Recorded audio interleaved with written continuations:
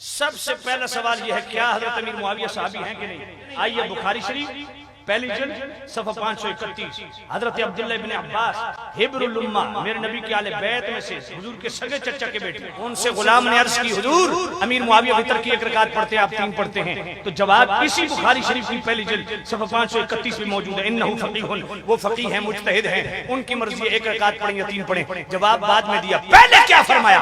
دعہ فانہ قد صحب رسول اللہ، فرمایا امیر معاویہ پہ اعتراض نہ کر، وہ رسول اللہ کے صحابی ہیں۔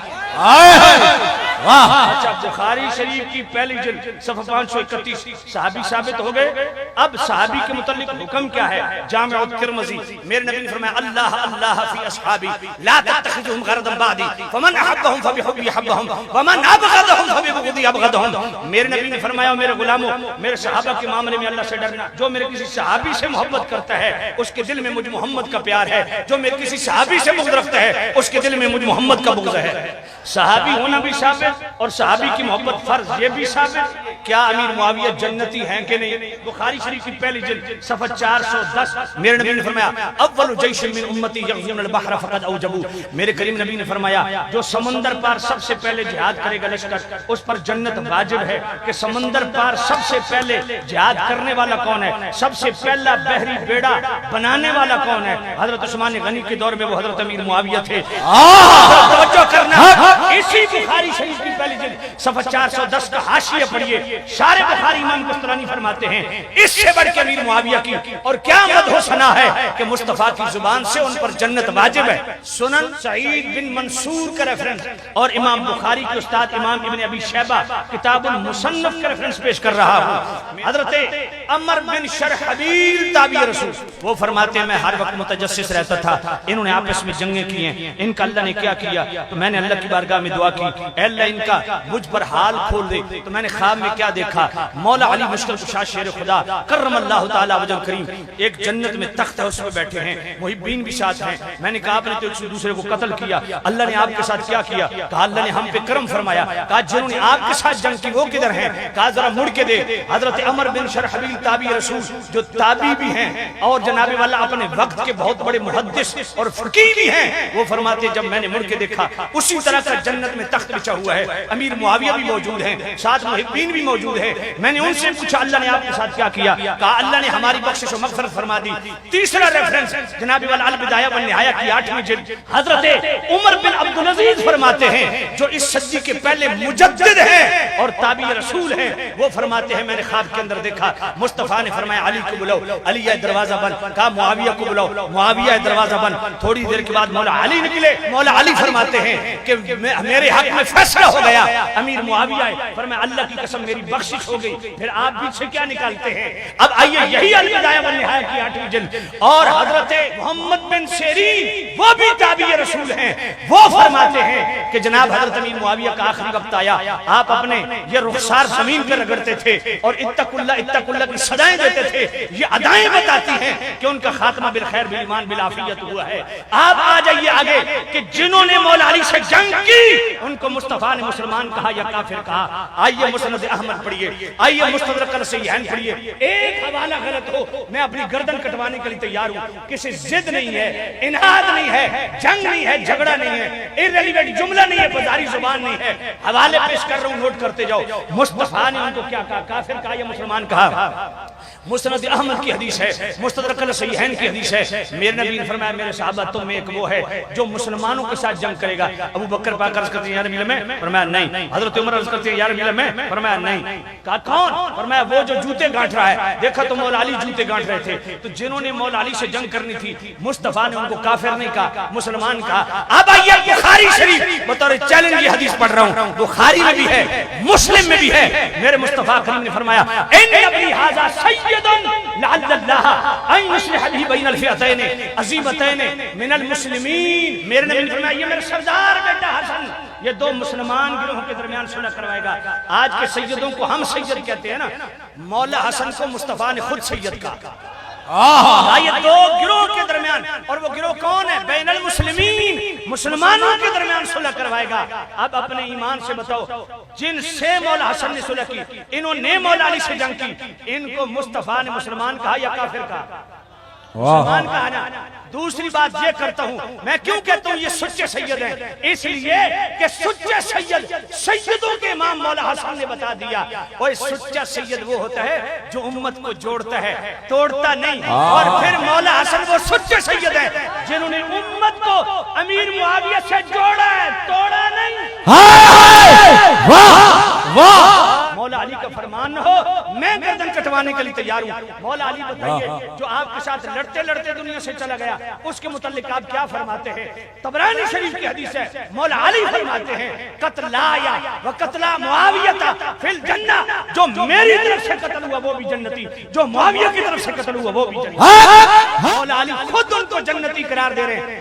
بھائی بات یہ ہے کہ لڑتے لڑتے مولا علی کے ساتھ جو شہید ہو گئے وہ جنتی کیسے ہو گئے؟ وہ اس لیے ہو گئے کہ مولا علی بھی جانتے تھے کہ یہ جنگ ازرو عناد نہیں ہے، ازرو اجتہاد ہے، یہ اجتہادی جنگ ہے، بس اتنا سارا جناب والا معاملہ ہے۔ ہاں یزید کی وجہ سے اگر امیر معاویہ کو متون کرتے ہو یا جناب والا بدماشیاں کرتے ہو، زبان تان دراز کرتے ہو یا کوئی حضرت سرائی سے کام کرتے ہو، یزید کی وجہ سے حضرت امیر معاویہ پہ تانا زنی کرتے ہو نا کہ باپ نے تربیت ایسی کی تھی، تو میں پوچھتا ہوں حضرت آدم کیا نبی تھے کہ نہیں؟ جی تھے۔ ان کے دو بیٹے تھے کہ نہیں؟ تھے۔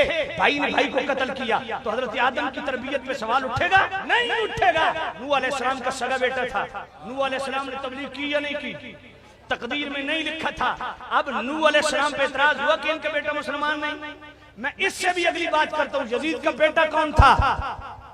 معاویہ بن یزید، اور معاویہ بن یزید رضی اللہ تعالیٰ عنہ عام بندہ نہیں ہے۔ پڑھ وحدت الوجودیوں کے محی الدین ابن عربی کو پڑھ۔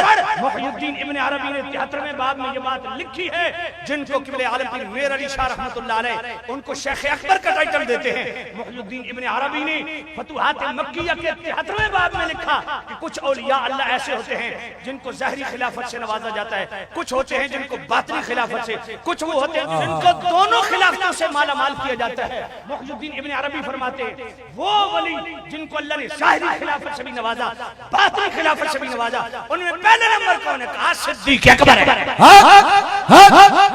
اور دوسرے عمر ہیں، تیسرے عثمان ہیں، چوتھے علی ہیں، پانچویں حسن ہیں، اور چھٹے عمر بن عبدالعزیز ہیں، ساتویں معاویہ بن یزید ہیں۔ لگا محی الدین ابن عربی کو فتویٰ۔ تو میں کہتا ہوں آج تو کوئی کونسلری چھوڑنے کے لیے تیار نہیں ہے۔ یزید کا وہ بیٹا ایسا اللہ کا ولی نکلا جس نے 44 لاکھ مربع میل کی حکومت ٹھوکر مار دی کہ میرا باپ آل بیت کا قاتل ہے، یہ میرا باپ لعنتی یزید آل بیت کا قاتل ہے، میں اس تخت میں بھی نہیں بیٹھتا۔ میں نے کہا کم از کم معاویہ بن یزید کا عرس تو تمہیں منانا چاہیے نا۔ اس سے بڑھ کے آل بیت کا محب کون ہوگا جس نے اتنی بڑی سلطنت ٹھکرا دی؟ اب بتاؤ اگر حضرت امیر معاویہ کو ٹارگٹ کرتے ہو کہ یزید کی انہوں نے یوں تربیت کی، تو میں پوچھتا ہوں یزید نے اپنے بیٹے کی تربیت کیسے کی ہوگی؟ کیا اعتراض کرو گے؟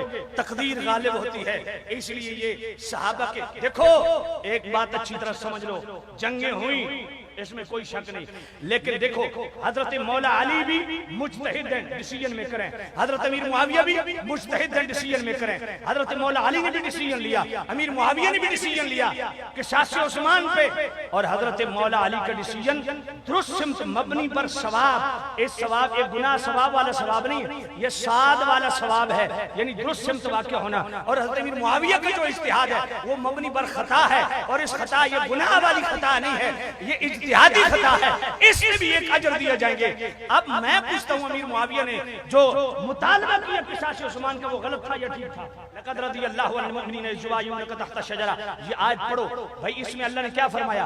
اے میرے نبی جنہوں نے تیرے ہاتھ پہ بیعت کی میں ان سے راضی ہو چکا۔ بیعت کیوں ہوئی تھی؟ حضرت عثمان غنی کے متعلق مشہور ہو گیا تھا کہ انہیں شہید کر دیا گیا، حضور نے فرمایا میں عثمان کا بدلہ لوں گا، بیعت کرو۔ مولا علی نے بھی بیعت کی، ابوبکر و عمر نے بھی بیعت کی۔ اب جب بیعت ہو چکی تو بیعت کیوں کی؟ افواہ پھیلی، ارے حضرت عثمان کے قتل کی افواہ پھیلے، اس کا بدلہ لینے کے لیے مصطفیٰ بیعت لیں، تو جب سچ مجھ شہید ہو گئے پھر اس کا بدلہ لینے کا یہ حضرت امیر معاویہ نے جو سٹینڈ لیا یہ درست تھا، اور قصاص کے متعلق تو قرآن کہتا ہے۔ حضرت امیر معاویہ کا مطالبہ بھی درست تھا، حضرت مولا علی نے انکار بھی نہیں کیا، حضرت مولا علی استحکام خلافت کو ترجیح دے رہے تھے، امیر معاویہ قصاص عثمان کو ترجیح دے رہے تھے۔ اور یہ سراسر جنگ اجتہادی تھی، انادی نہیں تھی۔ اب ذرا توجہ کرنا، جو کہتے ہیں جو مولا علی سے لڑے جانوی، میں نے کہا اچھا مولا علی کے بھائی کون تھے؟ حضرت عقیل تھے۔ میں نے کہا حضرت عقیل آل بیت سے ہیں کہ نہیں؟ یہی حضرت عقیل ہیں جن کے 4 بیٹے کربلا میں، مسلم بن عقیل، عبد الرحمن بن عقیل، جعفر بن عقیل، عبداللہ بن عقیل، یہ کربلا میں شہید ہو رہے ہیں۔ یہ میرے مولا علی کے سگے بھائی آل بیت سے ہیں کہ نہیں؟ یہ جنگ صفین میں کس طرف تھے؟ امیر معاویہ کی طرف تھے۔ حضرت ابو ہریرہ کس طرف تھے؟ امیر معاویہ کی طرف تھے۔ اچھا عشرہ مبشرہ کے نام آتے ہیں کہ نہیں آتے؟ ابو بکر فی الجنہ، عمر فی الجنہ، عثمان فی الجنہ، علی فی الجنہ، طلحہ فی الجنہ، زبیر فی الجنہ، عبد الرحمن فی الجنہ، سعد فی الجنہ، سعید فی الجنہ، ابو عبیدہ فی الجنہ۔ یہ تو وہ جنتی ہیں جن کے جنتی ہونے کی مہر مصطفیٰ نے لگائی۔ کیا انہوں نے مولا علی سے جنگ نہیں کی؟ حضرت طلحہ اور حضرت زبیر، ان کو بھی جہنمی کہو گے؟ پھر ابو موسیٰ اشعری کہاں کھڑے ہیں؟ ابو موسیٰ اشعری بھی حضرت امیر معاویہ کی طرف سے کھڑے ہیں۔ مسند احمد کی روایت پڑھو، میرے نبی نے فرمایا انہو مؤمن منیب، یہ تو وہ مومن ہے جو ہر وقت اللہ کی طرف رجوع رکھتا ہے۔ عمر بن عاص کس طرف کھڑے ہیں؟ وہ بھی امیر معاویہ کی طرف سے کھڑے ہیں۔ مسند احمد کی روایت پڑھو، میرے نبی نے فرمایا ہشام بن عاص اور جناب والا عمر بن عاص دونوں حقیقی مومن ہیں۔ مصطفیٰ ان کو مومن کہیں، تم فتوی لگاؤ۔ تو یہ جنگ اجتہادی تھی، انادی نہیں تھی۔ اگلی بات میں عرض کروں، جو بندے یہ سمجھتے ہیں کہ ہم شاید مولا علی کے مقابل سمجھتے ہیں، اللہ کی قسم ایسا نہیں۔ مولا علی کہاں، امیر معاویہ کہاں؟ ہم تو صحابی ہونے کی وجہ سے ان کی عزت کرتے ہیں۔ میں نے کہا 2 چیزوں سے امیر معاویہ کے متعلق ذرا دل کی تختی پہ لکھ لو۔ امیر معاویہ رضی اللہ عنہ کے حوالے سے 2 چیزوں سے صاف انکار اور 2 چیزوں پہ اصرار۔ صاف انکار کس سے ہے؟ نہ مولا علی کی برابری، نہ مولا علی سے فضیلت۔ النہی عبدالعزیز پرہاروی کی پڑھ لو۔ حضرت امیر معاویہ سے پوچھا گیا آپ افضل کہ مولا علی افضل؟ امیر معاویہ پاک فرماتے ہیں تو مجھ سے پوچھتا ہے کہ میں افضل کہ علی افضل؟ امیر معاویہ پاک فرماتے ہیں اللہ کی قسم جو مولا علی نے اپنے ہاتھوں سے خط لکھے ہیں نا، وہ صرف مجھ معاویہ سے افضل نہیں ہے، ابو سفیان کی پوری نسل سے افضل ہے۔ اس سے بڑھ کے مولا علی کی شان کیا ہے؟ تو یہ برابری بھی اور تفصیل، اس سے صاف انکار۔ ہاں 2 معاملے پہ اصرار، یہی اہل سنت کا شعار۔ بحیثیت صحابی ان کا دفاع جو کہ بخاری شریف پہلی جلد صفحہ 531 پہ خود حضرت عبداللہ بن عباس نے کیا۔ دعو فإنہ کا صاحب رسول اللہ، فرمایا امیر معاویہ پہ اعتراض نہ کر، وہ رسول اللہ کے صحابی ہیں، تو ان کا دفاع کرنا بحیثیت صحابی یہ بھی اہل بیت کا کام ہے۔ اور دوسرا بحیثیت صحابی ان کی عظمت و شان بیان کرنا۔ کہتے ہیں جی ان کی تو شان میں حدیثیں گھڑی گئی ہیں۔ میں نے کہا تمہیں کس نے بتایا؟